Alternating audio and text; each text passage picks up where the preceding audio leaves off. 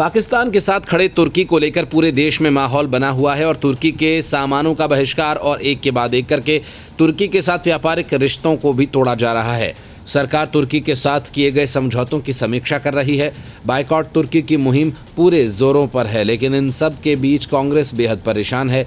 यही वजह है कि जब कांग्रेस से तुर्की को लेकर सवाल पूछा गया तो भरी प्रेस कॉन्फ्रेंस में कांग्रेस के प्रवक्ता पवन खेड़ा और जयराम रमेश पहले तो एक दूसरे के सामने माइक खिसकाते दिखे।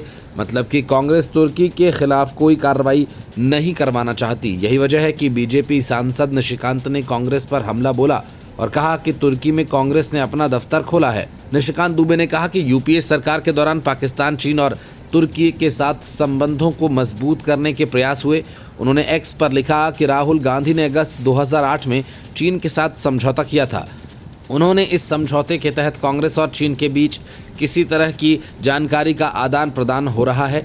2012 में पाकिस्तान के साथ आसान वीज़ा समझौता पोस्ट में कहा गया कि तुर्की में कांग्रेस का कार्यालय खोला गया है, वो भी तब जब वह अनुच्छेद 370 और कश्मीर के खिलाफ दुनिया में हमें बदनाम कर रहा था। उनका ये बयान ऐसे समय में आया जब भारत पाकिस्तान के बीच तनाव काफ़ी बढ़ गया है और कांग्रेस सत्तारूढ़ पार्टी के कूटनीतिक और व्यापारिक संबंधों पर सवाल उठा रही है।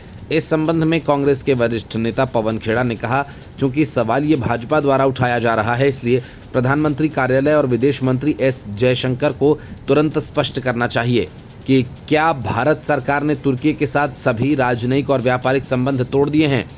किसी भी देश के साथ संबंध रखने या न रखने का फैसला सरकार को लेना है, विपक्ष को नहीं। असल में इससे पहले बीजेपी के अमित मालवीय ने रमेश और खेड़ा का एक वीडियो पोस्ट किया था। इसमें उन्होंने कांग्रेस पर आरोप लगाया था कि वह पहलगाम में हुए आतंकी हमले के बाद जनता की भावनाओं से कटी हुई और अलग है। इसके बाद कांग्रेस पलटवार के लिए जवाब तलाशने में जुट गई। बीजेपी आईटी सेल के प्रमुख अमित मालवीय ने सोशल मीडिया एक्स पर एक पोस्ट किया था जिसमें लिखा कि तुर्की और अजरबैजान ने पाकिस्तान का समर्थन किया, जिससे देश गुस्से में है। लोग इन देशों के साथ व्यापार और पर्यटन का बहिष्कार करने की बात कर रहे हैं, लेकिन कांग्रेस भारतीय लोगों की भावनाओं के साथ भी नहीं खड़ी हो पा रही है, इसलिए वह जनता से इतनी दूर है।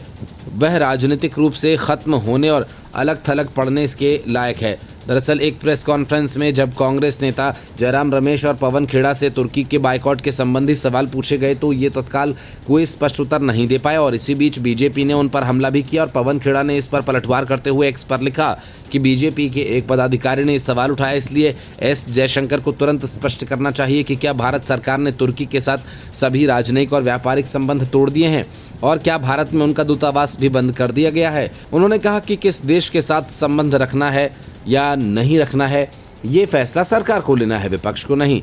इसी तरह जयराम रमेश ने अपने पोस्ट में कहा कि इसी तरह पीएमओ और जयशंकर को भी स्पष्ट करना चाहिए कि मोदी सरकार ने चीन के साथ सब कुछ सामान्य क्यों किया, जबकि वह लगातार भारतीय क्षेत्र पर अतिक्रमण कर रहा है, या वास्तव में प्रधानमंत्री ने 19 जून 2020 को चीन को सार्वजनिक क्लीन चिट देकर भारत के लोगों से झूठ क्यों बोला और राष्ट्रीय हितों को अपूरणीय क्षति क्यों पहुंचाई।